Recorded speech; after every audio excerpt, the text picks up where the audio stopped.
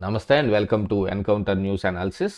ఈరోజు ఆంధ్రజ్యోతి, ఈనాడు, సాక్షి పత్రికతో పాటుగా ఆంధ్రప్రభను కూడా యాడ్ చేయడం జరిగింది. చాలామంది కామెంట్లు పెడుతున్నారు ఆంధ్రప్రభను కూడా యాడ్ చేయమని. అందుకని ఈ 4 ప్రధాన పత్రికల్లో వచ్చిన ప్రధాన వార్తలు, వాటి వెనకున్న అసలు వాస్తవాలు తెలుసుకునే ప్రయత్నం ఈ వీడియోలో చేద్దాం.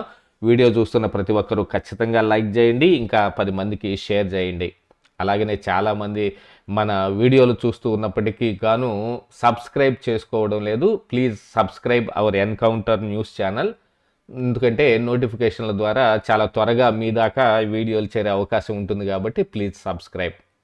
ఇక లేట్ చేయకుండా న్యూస్ అనాలిసిస్లోకి వెళ్ళిపోతే ఈరోజు ఆంధ్రజ్యోతి, అది నెయ్యే కాదు, పామాయిల్ కెమికల్ కలిపిన ద్రవం, లడ్డూ ప్రసాదంలో కల్తీ నెయ్యి కేసులో సిట్టు స్పష్టీకరణ. నిన్న సిబిఐ సిట్టు నెల్లూరు కోర్టులో తుది ఛార్జ్షీట్ని దాఖలు చేయడం జరిగింది. అందులో 12 మంది టీటీడీ ఉద్యోగులతో సహా మొత్తం 36 మంది మీద అభియోగ పత్రాలు నమోదు చేశారు. ఇందులో 5 డైరీలకు సంబంధించినవి, బోలేబాబా డైరీ కానీ, వైష్ణవి డైరీ, ఏఆర్ డైరీ, ఇలాగా ఒక 5 డైరీలకు సంబంధించిన వ్యక్తులు, అలాగనే టీటీడీ ఉద్యోగులు, వాళ్ళ మీదను కూడా ఒక 36 మంది మీద అభియోగ పత్రం నమోదు చేసింది. ఇందులో చాలా రకాలైన అంశాలు, అందులో స్పృశించిన ప్రతి అంశంకి, అందులో ఉన్న ప్రతి పాయింట్కి ఒక ఆధారం కూడా ఉంది అనేది ఒక స్పెషల్గా తెలుస్తున్న అంశం. ఇందులో టీటీడీ పెద్దలు, సరఫరాదారులు కుమ్మక్కయ్యి 2019 నుంచి 24 లోపు దాదాపుగా 250 కోట్లు, అంటే 235 కోట్ల నుంచి 250 కోట్ల మధ్యలో టీటీడీకి నష్టం కలిగించే ప్రయత్నం చేశారు. అందులో 60 లక్షల కిలోల నెయ్యిని, అసలు నెయ్యే కాని నెయ్యిని, పామాయిల్ కెమికల్ కలిపిన ద్రవాన్ని తీసుకొచ్చి నెయ్యి అనే పేరుతోటి మరి ప్రజలకి వితరణ చేయటం కూడా జరిగిపోయింది. ఆ లడ్డూలు కల్తీ నెయ్యి కేసులో ముగిసిన దర్యాప్తు, ఛార్జ్షీట్లో ప్రతి అంశానికి ఆధారాలు, నిందితుల జాబితాలో 5 డైరీలు, 31 వ్యక్తులు, అలాగా తుది ఛార్జ్షీట్ని దాఖలు చేయటం జరిగింది. ఇదే అంశాన్ని ఈనాడులో కూడా చాలా ప్రధానంగా వేశారు. పాలే లేని పాపాల నెయ్యి, అక్షరాల 60 లక్షల కిలోలు సరఫరా, వైకాపా పాలనలో కుంభకోణం, 235 కోట్ల దుర్వినియోగం, డైరీలతో చేతులు కలిపిన తీతీదే ఇంటి దొంగలు, YV Subba Reddy PA Chinnappanna dairy ప్రతినిధులతో బేరసారాలు. ఆయన ఒకసారి సిట్టు ప్రశ్నిస్తున్న సమయంలో ఈ ఖాతాలోకి ఇంత అమౌంట్ ఎందుకు వచ్చింది అంటే ఎవరో ప్రేమతో వేశారనే సమాధానం కూడా చెప్పాడు. అలాగనే ఒక్క చుక్క పాలు కూడా ఆ డైరీకి ఉత్పత్తి చేసే సామర్థ్యం లేకపోయినా ఇంత లక్షల కిలోల నెయ్యి ఇచ్చారు. అసలు ఇచ్చింది ఏఆర్ డైరీకి కాంట్రాక్టు, సబ్ కాంట్రాక్టు బోలేబాబాకి ఇస్తే, బోలేబాబా దగ్గర నుంచి తీసుకొచ్చిన నెయ్యి మీద అనేకం ఆరోపణలు. ఇందులో స్పెషల్గా సిబిఐ సిట్టు పేర్కొన్న అంశం ఏంటంటే, కొన్ని లక్షల్లో భక్తుల దగ్గర నుంచి కంప్లైంట్లు వస్తే ఒక్క కంప్లైంట్ను కూడా వాళ్ళు దాన్ని పట్టించుకున్న పాపాన పోలేదనేది. సరే, బహుశా ఇది దాదాపుగా ఇదిగో ఈ సాక్షి పత్రికలో ఉండదు. ఇదిగో కల్తీ నెయ్యి కుంభకోణం 235 కోట్లు, ఆంధ్రప్రభలో కూడా మెయిన్ హెడ్డింగ్లోనే వేశారు. తిరుమల లడ్డూ తయారీకి 68 లక్షల కిలోలు. ఇక నిన్న అమరావతి సచివాలయంలో ఎస్ఎల్బిసి సమావేశంలో సీఎం చంద్రబాబు మాట్లాడుతూ, ఉదారంగా రుణాలు ఇవ్వండి, ప్రైవేటు వ్యక్తుల వద్ద తీసుకునే పరిస్థితి రాకూడదు. అది ఈ రోజుకి చంద్రబాబు నాయుడు వచ్చి చెప్పాల్సిన పరిస్థితి వచ్చింది. బ్యాంకులు రుణాలు ఇవ్వకుండా ఏ రకంగా వేధిస్తాయనేది స్వయంగా నాకే అనుభవం. మన కొండబద్దలు ఈ ఛానల్స్ అన్నిటినీ కలిపి ఒక ఎంఎస్ఎంఈ కంపెనీ పెట్టుకొని దానికి లోన్ కోసం ఒక బ్యాంకుకి వెళ్తే ఆ బ్యాంక్ మేనేజర్ చెప్పిన మాట స్టన్ అయిపోయి ఇక లోన్ మనకి వద్దులే అని తిరిగి వచ్చేసాం. మీరు ఏదో ఒక న్యూస్ని కాంట్రవర్సీ చేస్తారండి, ఆ న్యూస్ కాంట్రవర్సీ చేయగానే అసలు ఈ కంపెనీకి లోన్ ఇచ్చింది ఎవరు అని వచ్చి ఆ బ్యాంక్ మేనేజర్ని పట్టుకుంటారంట. అసలు ఇలాగనే చేస్తే మరి ఏ కంపెనీకి లోన్ ఇవ్వగలుగుతారు చెప్పండి? ఎన్ని బ్యాంక్ రప్టీలు, ఎంతమంది కోటాను కోట్లు ఎగ్గొట్టిపోతే వాళ్ళని మరి ఆ బ్యాంక్ మేనేజర్ని ఎవరు పట్టుకోలే. నేను అడిగిన 10 లక్షల రూపాయల లోన్కి మాత్రం వచ్చి ఈ బ్యాంక్ మేనేజర్ని పట్టేసుకుంటారంట. ఆ ఆ ఛానల్లో వచ్చిన ఆ కాంట్రవర్సీ న్యూస్కి అసలు లోన్ ఇచ్చింది ఎవరు అని ఆయన పట్టుకుంటారంట. అదేమంటే ఆ మాట చెప్పాడు. ఇలాంటి పిచ్చి కారణాలు చెప్పి ఖచ్చితంగా లోన్ ఇవ్వరు. ఇక డ్వాక్రా తరహాలోని రైతులకు ప్రోత్సాహం, ఎంఎస్ఎంఈల రంగానికి మరింత ఊతం ఇవ్వాలి. ఊతం కాదు, ఉన్న కాళ్ళు ఎరగొట్టేటట్టున్నారు. బీసీ, ఎస్సీ, ఎస్టీ వ్యాపారులకు చేయూతనివ్వాలి. డ్వాక్రా సంఘాల ఖాతాలపై ఛార్జీలు తగ్గించండి. 2 లక్షల కోట్ల రుణాల్లో 49,000 కోట్లు రీషెడ్యూల్. దీనివల్ల 1,108 కోట్లు ఆదా. ఈ బ్యాంకులు ఎప్పటికీ మారవు. దీనివల్ల ఉపయోగం ఏంటంటే అగ్రి లోన్స్ దాదాపు సాగుకు 2.96 లక్షలు, దాదాపుగా 3 లక్షల కోట్లు రుణాలు ఇచ్చారు. ఈ అగ్రి లోన్స్లో ఇవి బాగా ముందంజలో ఉన్నాయి. మిగతా దేనికి కావాలనుకున్నా ప్రైవేటు రుణానికి వెళ్ళాల్సిన పరిస్థితి ఉంది.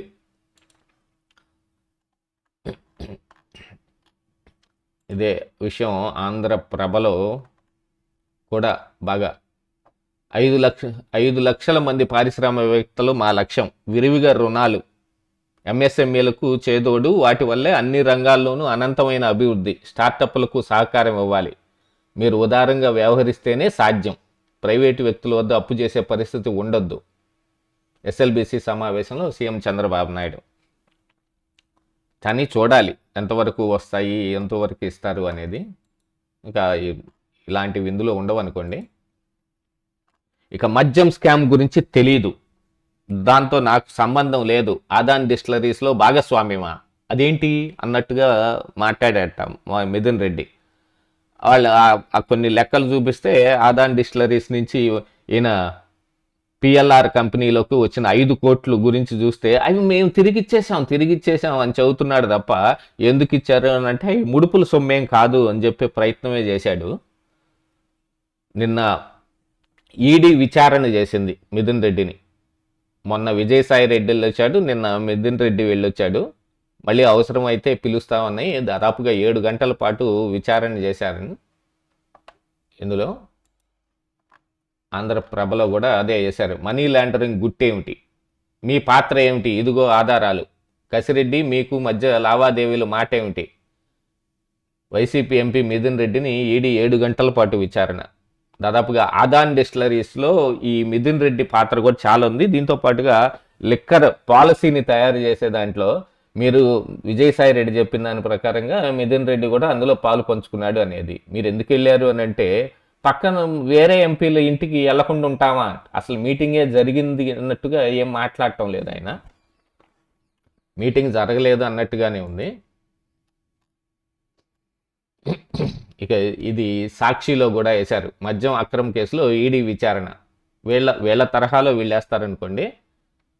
అన్యాయంగా ఇరికించిన మద్యం అక్రమ కేసు దర్యాప్తులో భాగంగా ఎన్ఫోర్స్మెంట్ డైరెక్టరేటు అధికారులు విచారణకు ఎంపీ మిథున్ రెడ్డిని హాజరయ్యారు.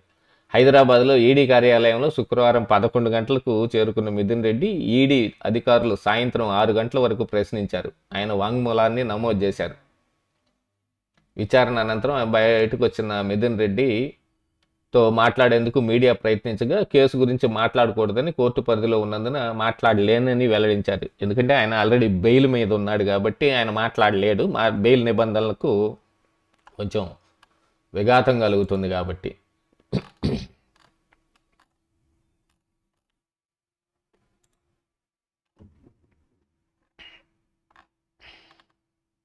ఇక పదే అదే విషయం. అమరావతిపై ఆగని అబద్ధాలు. చదరపు అడుగు నిర్మాణానికి 10,000 నుంచి 13,000 ఖర్చట. రాష్ట్రానికి పెనుభారం అంటూ గగ్గోలు. వాస్తవానికి టవర్ల నిర్మాణంలో ఎస్ఎఫ్టీకి 5,000, నివాసాల్లో గరిష్టంగా 6,884. ఆయన హయాంలో రిషికొండ నిర్మాణం చదరపు అడుగు 15,293 ఖర్చు. రాజధాని అమరావతిపై వైసీపీ అధినేత జగన్ మరోసారి అక్కసు వెళ్ళగక్కారు. గత ఏడాది ఆగస్టులో గాలి పోగేసి అబద్ధాలతోటి అమరావతిపై దాడి చేసిన ఆయన తాజాగా అసత్య గణాంకాలతోటి విషం జిమ్మేలను చూశారు. రాజధానిలో జరుగుతున్న నిర్మాణంలో అవినీతి జరుగుతోందని, అడ్డగోలుగా ఖర్చు పెట్టేస్తున్నారని, ప్రభుత్వంపై పెనుభారం పడుతోందని, కళ్ళ ముందు అవినీతి జరుగుతున్నా ఎవరూ పట్టించుకోవడం లేదని తాను మాట్లాడితే తప్ప ఏదీ బయటకు రావడం లేదని గగ్గోలు. గతంలో ఎవరు మాట్లాడినా కూడా వాళ్ళ గొంతు నొక్కేసే ప్రయత్నం చేసింది జగన్మోహన్ రెడ్డి. ఇప్పుడు ఆయన మాట్లాడింది తప్ప నిజమేది బయటకు రావట్లేదంట. ఇక ఈ ఆంధ్రజ్యోతి, ఈనాడులో కూడా వేసే మరి వాటి పరిస్థితి ఏంటో అర్థం కావడం లేదు.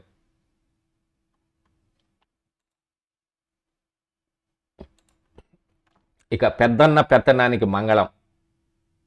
యాక్చువల్గా అమెరికా ట్రంప్ తీసుకుంటున్న చాలా నిర్ణయాల్లో చాలా రకాలైన జరుగుతున్నాయి. ట్రంప్ అహంకార ధోరణితో మారుతున్న సమీకరణాలు. ఈ ఏడాది ప్రపంచంలో పెను మార్పులు ఖాయం. అమెరికా ఆధిపత్యానికి చెక్. ఇప్పటికే మాట వినని చిన్న దేశాలు.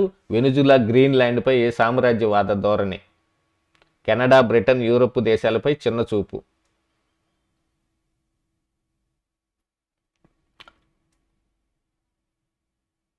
ప్రపంచ ఆరోగ్య సంస్థకు అమెరికా గుడ్ బై చెప్పేసింది. ఎందుకంటే గతంలో కోవిడ్ సమయంలో వాళ్ళు సరిగా వ్యవహరించలేదని ట్రంప్ అభిప్రాయపడుతున్నారంట. అందుకని ఈ వరల్డ్ హెల్త్ ఆర్గనైజేషన్స్ WHO నుంచి బయటకు వచ్చేస్తారట. ఇక అమెరికా నుంచి ఎటువంటి సాయం అందదు అని. కాకపోతే ఇప్పటి వరకు వాళ్ళ అందించాల్సిన సాయంలో కానీ, ఇస్తానని ఒప్పుకున్న వాటిలో కానీ దాదాపుగా పెండింగ్లు, బకాయిలు కూడా చాలా ఉన్నాయి. మరి అది కూడా ఎగవేసే ధోరణిలో ఉండుండొచ్చు బహుశా. ఇక 27న బ్యాంకు ఉద్యోగుల సమ్మె. బ్యాంకు ఉద్యోగులతో చర్చలు విఫలం. UFBU సమ్మె నోటీసు. వరుస సెలవులతో 4 రోజులు బ్యాంకింగ్ సేవలకు బ్రేక్. ఈరోజు శనివారం, రేపు ఆదివారం, ఎల్లుండి గణతంత్ర దినోత్సవం. 3 రోజులు సెలవు. మరి మరొక రోజు కూడా వచ్చేది ఉంది. వీళ్ళు ఇప్పటివరకు ఓన్లీ 2 శనివారాలు సెలవిస్తున్నారు కాబట్టి మిగతా 2 శనివారాలు కూడా సెలవిచ్చి కేవలం 5 రోజులు పని దినాలతోటే బ్యాంకులు ఉద్యోగులకి ఆ వెసులుబాటు కల్పించాలని ప్రయత్నం చేస్తూ ఉన్నారు. దాని విషయమై సమ్మె నోటీసులు ఇచ్చారు. ఇక కుంభమేళాల గోదావరి పుష్కరాలు 2027 జూన్ 26 నుంచి జూలై 7 వరకు నిర్వహణ. 6 జిల్లాల్లో 373 ఘాట్లు. రాజమండ్రిలో మోడల్ ఘాట్. భక్తుల కోసం టెంట్ సిటీలు, హోమ్ స్టేలు. కుంభమేళాలో వేసినట్టుగానే అక్కడికి వచ్చి ఆ టెంట్ ఈ సిటీలు నిర్మిస్తారు తాత్కాలికంగా. వాటిల్లో ఉండి ప్రమాదాలు జరగకుండా పటిష్ట కార్యాచరణ. గతంలో ఒకసారి ఈ పుష్కరాల సమయంలోనే ప్రమాదాలు జరిగాయి. దాన్ని కూడా విస్తృతంగా అందరూ వాడుకునే ప్రయత్నం చేశారు. ఇక పెట్టుబడుల వేట. లోకేష్ బాట. పుట్టినరోజు నాడు దావోస్లోనే విస్తృత సమావేశాలు, భేటీలు. లక్ష్య సాధన కోసం దీక్షగా ప్రయత్నాలు. ఈసారి రెట్టింపు పెట్టుబడులు వచ్చే అవకాశం. 4 రోజులు 45 సమావేశాలతో బిజీగా.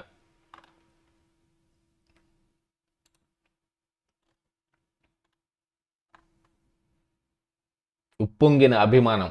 ఘనంగా మంత్రి లోకేష్ జన్మదిన వేడుకలు. ఆలయాల్లో ప్రత్యేక పూజలు, అన్నదానాలు. తిరుమలలో ఒకరోజు భాష్యం, అన్నప్రసాదం. 44 లక్షల విరాళం ఇచ్చిన రామకృష్ణ. మడకసిరలో 10,000 మందికి ఇంటి పట్టాలు అందజేత. అనాథ పిల్లలకు వాసన శెట్టి దుస్తులు పంపిణీ. నిన్న లోకేష్ బర్త్డేని తెలుగుదేశం శ్రేణులు విస్తారంగా చేశాయి. ఎక్కడ పట్టినా అవే ఫ్లెక్సీలు, అదే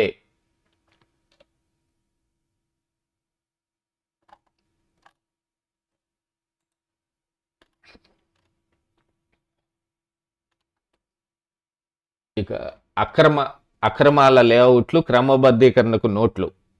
గత పాలనలో ప్రభుత్వ భూముల్లో వైకాపా నేతల లేఅవుట్లు. ఇప్పుడు LRSలో క్రమబద్ధీకరణకు ఒత్తిళ్లు. కొన్ని జిల్లాల్లో బేరసారాలతోటి మెత్తబడుతున్న అధికారులు. అక్రమంగా ప్రభుత్వ భూముల్లో కూడా లేఅవుట్లు వేసేసి వాటికి ఇప్పుడు క్రమబద్ధీకరణ కోసం వచ్చే రెగ్యులరైజేషన్ చేసుకోవటానికి కొన్ని చోట్ల దాదాపుగా అన్ని జిల్లాల్లోనూ జరుగుతుంది. అధికారులు వాళ్ళకి నచ్చిన వాళ్ళకి ఖచ్చితంగా చేసే చేస్తున్నారు. విజయనగరం జిల్లాలో వైకాపా మాజీ ఎమ్మెల్యే ఒకరు చెరువును ఆక్రమించి గత ప్రభుత్వంలో వేసిన లేఅవుట్లో ప్లాట్ల క్రమబద్ధీకరణకు పలువురు కొనుగోలుదారులతోటి దరఖాస్తు చేయించారు. ఆక్రమణ విషయం సిబ్బంది పరిశీలనలో వెల్లడైంది. ప్లాట్లు ఎలాగైనా క్రమబద్ధీకరించాలని అధికారులపై మాజీ ఎమ్మెల్యే ఒత్తిడి చేస్తున్నారు. ఇంకా అదేమంటే నెక్స్ట్ మేమే వస్తాం, రప్ప చేస్తాం,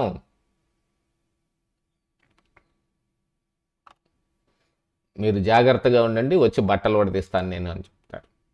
ఇక నిన్న నకిలీ మద్యం కేసులో జోగి సోదరులకు బెయిల్ వచ్చింది. బెయిల్ మంజూరు చేసిన తంబలపల్లి కోర్టు విజయవాడ జైలు నుంచి విడుదల. అక్రమ కేసులు వెనక చంద్రబాబు, నా మీద లోకేష్ చేసిన ఆరోపణలపై ప్రమాణానికి రావాలి, ప్రమాణానికి కాదు ఆధారాలకి రావాలి అని చెప్పాలి. ఆధారాలు చూపండి అనాలి. మంత్రాలకి చింతకాయలు రాలుతాయి అన్నట్టు ఒట్టు తీసి గట్టు మీద పెట్టలేరా మీరు? ఒట్టేస్తాను, ఒట్టు తీసి గట్టు మీద పెట్టేస్తాను. ఆల్రెడీ ఒకసారి విజయవాడ కనకదుర్గ ఆలయం దాకా వెళ్ళి ఆడ భార్యా పిల్లలతోటి ఒక విస్తృత ప్రయత్నం చేశాడు ఒట్టేస్తున్నానని చెప్పి.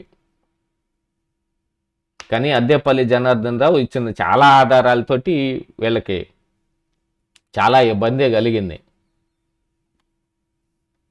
ఇక ల్యాండ్ టైటిలింగ్ యాక్ట్పై ప్రజలను తప్పుదోవ పట్టించారు.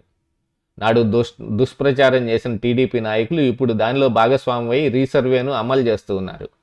రీసర్వేను అమలు చేయటం లేదు, యాక్చువల్గా మీరు చేసిన ఆ దిక్కుమాలిన రీసర్వేని వాళ్ళు బాగు చేసే ప్రయత్నం చేస్తున్నారు. ఇప్పుడు దాదాపుగా 8.5 లక్షల కంప్లైంట్లు ఉన్నాయి మీరు చేసిన రీసర్వేలో. గతంలో ఈయన మాట్లాడిన మాటలు కూడా ఒకసారి గుర్తు చేసుకోవాలి. మరి అప్పట్లో అది మాట్లాడారు అని అంటే, వాలంటీర్లు మీరు జాగ్రత్త,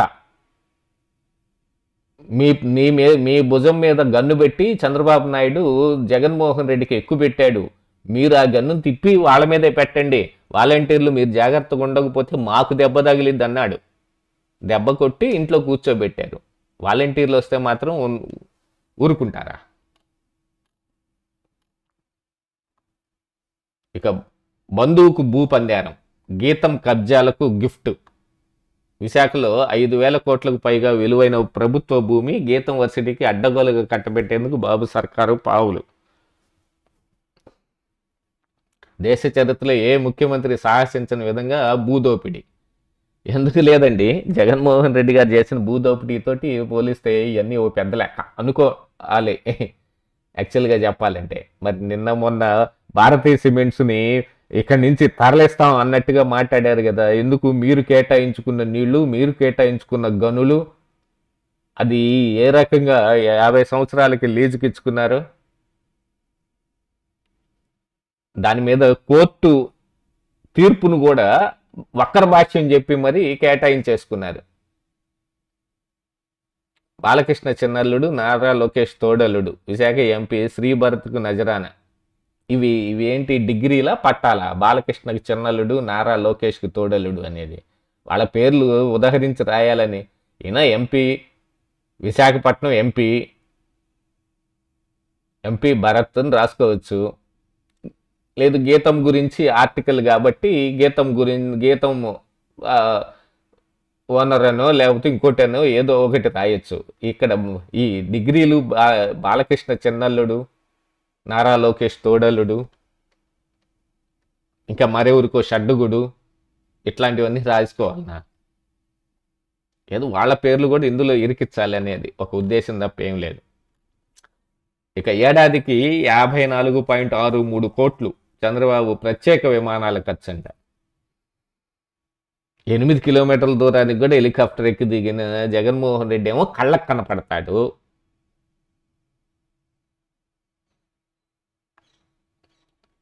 నాలుగో త్రైమాసిక వ్యయానికి 13.66 కోట్లు విడుదల. సాధారణ పరిపాలన శాఖ ఉత్తర్వులు జారీ. గత 3 త్రైమాసికాల్లో ప్రత్యేక విమానాలు, హెలికాప్టర్లు అద్దెకు 40.97 కోట్లు. మరోవైపు లోకేష్, పవన్ కళ్యాణ్లు కూడా ప్రత్యేక హెలికాప్టర్లోనే చక్కర్లు, వారి లెక్కలు తేల్చాల్సి ఉంది. ఎవరు? సాక్షి తెలుస్తుందా? ఫేక్ సాక్షి. నేను 2 రోజుల కిందట ఒక వీడియో కూడా చూచాను, మీకు ఫోటోతో సహా మార్ఫింగ్ ఫోటోలు ఎలా వేశారు అనే దాని మీద ఇంతవరకు ఎవరు సమాధానం కూడా ఏం లేదు. ఇంకొకసారి లోపల పేజీల్లో ఏమున్నాయో చూద్దాం.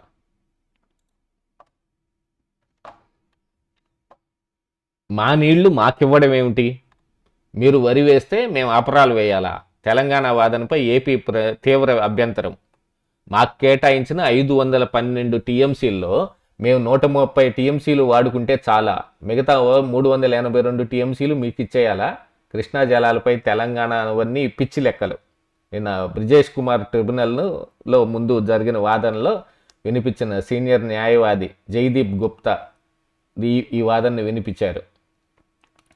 మరి అది నెక్స్ట్ వచ్చే నెల 23, 24, 25కి వాయిదా పడిపోయింది.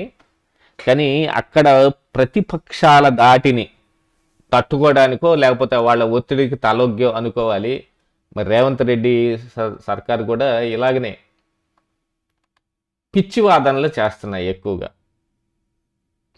కృష్ణా జలాలపై తెలంగాణ చేస్తున్న వాదనలో హేతుబద్ధత లేదని ఆంధ్రప్రదేశ్ స్పష్టం చేసింది. కృష్ణా జలాల వాదాల ట్రిబ్యునల్ ఒకటి తమకు కేటాయించిన నీటిని వాడుకోవడానికి వీల్లేదని, అందులో కొంతే వాడుకుని మిగతా తెలంగాణకి ఇవ్వాలని అడగడమేంటని నిలదీస్తోంది.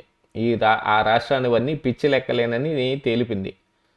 2 తెలుగు రాష్ట్రాల మధ్య కృష్ణా జలాల పంపకానికి సంబంధించి బ్రిజేష్ కుమార్ ట్రిబ్యునల్ ఎదుట 3వ రోజు శుక్రవారం ఏపీ తరపున సీనియర్ న్యాయవాది జైదీప్ గుప్తా బలమైన వాదనలు వినిపించారు. ఇక మంతెనలో చికిత్స చేసుకోవడానికి చెవిరెడ్డి భాస్కర్ రెడ్డికి అనుమతి లభించిందంటండి. ఎట్టకేలకు మద్యం కుంభకోణంలో విజయవాడ జిల్లా జైల్లో ఉన్న మాజీ ఎమ్మెల్యే చెవిరెడ్డి భాస్కర్ రెడ్డికి ఫిజియోథెరపీ చేయించుకునేందుకు ఏసీబీ కోర్టు అనుమతి ఇచ్చింది. తాను వెన్నునొప్పితో బాధపడుతున్నందున ఉండవల్లిలో ఉన్న మంతెన సత్యనారాయణరాజు ప్రకృతి చికిత్సాలయంలో వైద్యం చేయించుకునేందుకు అనుమతి ఇవ్వాలని కొద్ది రోజుల క్రితం ఆయన పిటిషన్ దాఖలు చేశారు. దీనిపై వాద ప్రతివాదనలు ముగియడంతో కోర్టు శుక్రవారం తీర్పు వెలువరించింది. కానీ మరి మంతెన సత్యనారాయణరాజు ఆశ్రమంలో చేసుకుంటానికి వెళ్తే తాడేపల్లి దగ్గరే ఉంటుంది. మరి ఎవరన్నా వచ్చి కలుస్తారని అక్కడే చేయించుకుంటానని పట్టుబడతారు. బాగుండొచ్చు వైద్యం, మిగతా చోట్ల బాగోదని కాదుగా. ఫిజియోథెరపీ చేయించుకోవటానికి ఏముంది? ఇక ఏసీ రూముల్లో కూర్చొని నిర్ణయాలు. మాంసం చేపల దుకాణాల కేటాయింపుకు ఈ వేళమా? విజయవాడ కార్పొరేషన్ అధికారులపై హైకోర్టు ఆగ్రహం. నోటిఫికేషన్ నిలుపుదల, విచారణ మార్చి 3కి వాయిదా. ఏసీ రూముల్లో కూర్చొని మీ ఇష్టం వచ్చినట్టు నిర్ణయాలు చేస్తారా? మాంసం చేపల దుకాణాల కేటాయింపునకు ఈ వేలం నిర్వహించడంపై హైకోర్టు శుక్రవారం మండిపడింది.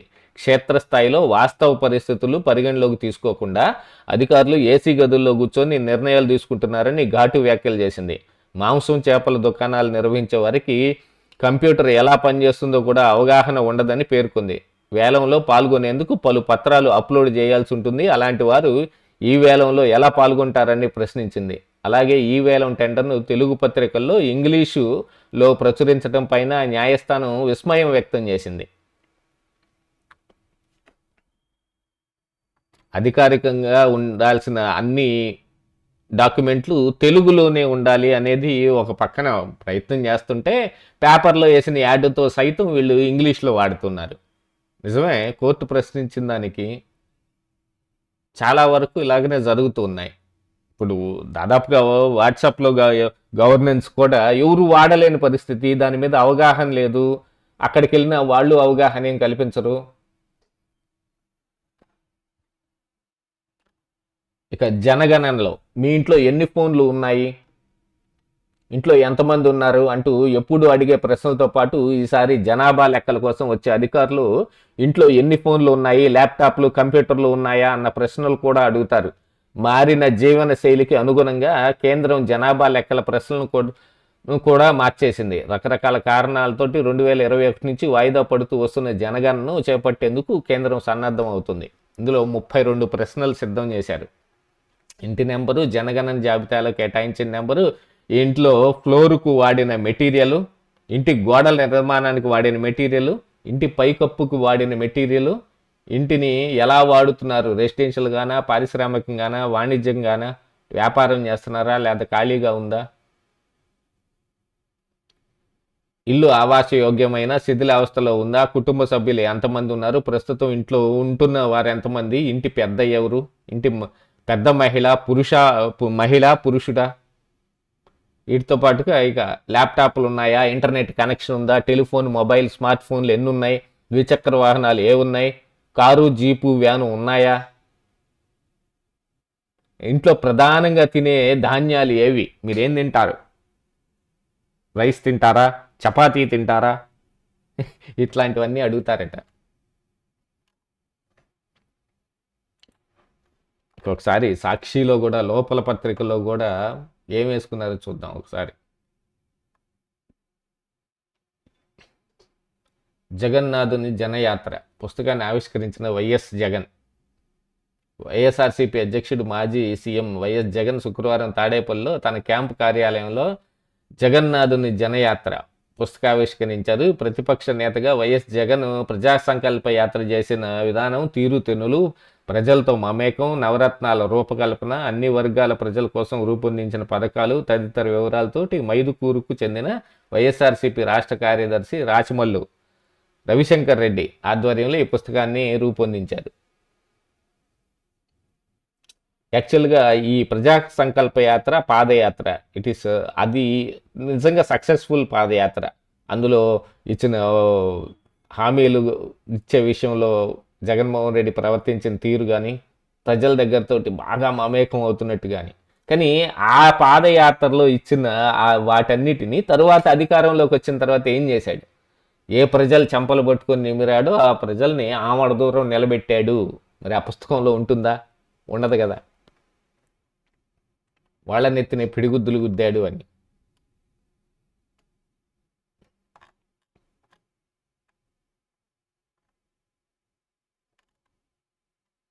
ల్యాండ్ టైటిలింగ్ యాక్ట్పై ప్రజలు తప్పుదోవ పట్టించారు. ధర్మాన ప్రసాద్ ఇందాక చూసాం ఆల్రెడీ. ఇది ఆంధ్రప్రభలో ఒకసారి.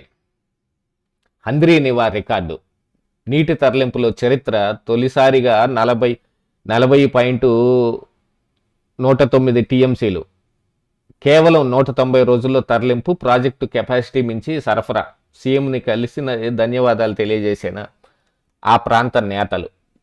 హంద్రీ నివా కాలువలు వెడల్పు చేసి 100 డేస్లోనే నీటిని కుప్పం దాకా తీసుకెళ్లారు. ఆ చరిత్ర ఒకటి ఉంది. దాదాపు 190 రోజుల్లో 40.109 టీఎంసీలు తరలింపు కూడా జరిగింది.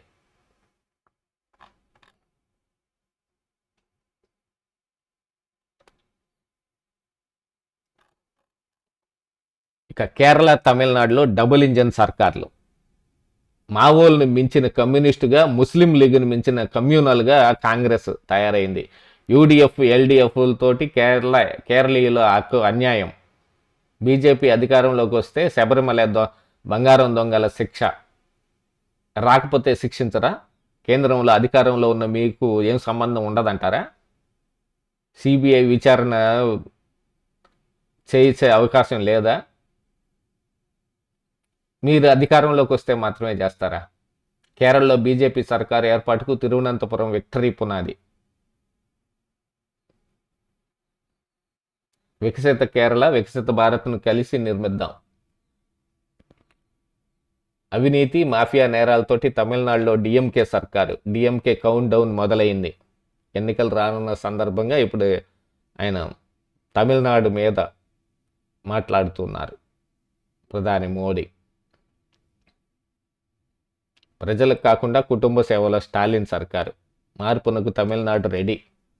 తమిళనాడులో ఎంత మార్పు వచ్చినా బీజేపీ మాత్రం అధికారంలోకి వచ్చేది కల్లో మాట. ఆడ ప్రాంతీయ పార్టీలకే ఉంటాయి దాదాపుగా. ఇప్పుడు అందుకోసమనే టీవీకే విజయ్ని కూడా నయానో భయానో ఎన్డీఏలో కలుపుకొని వాళ్ళతోటి కలిసి నడిచే ప్రయత్నం చేస్తూ ఉన్నారు.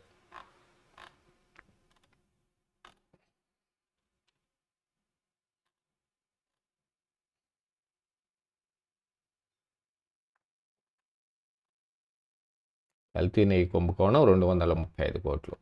మనీ లాండరింగ్ గుట్టే ఉంటుంది.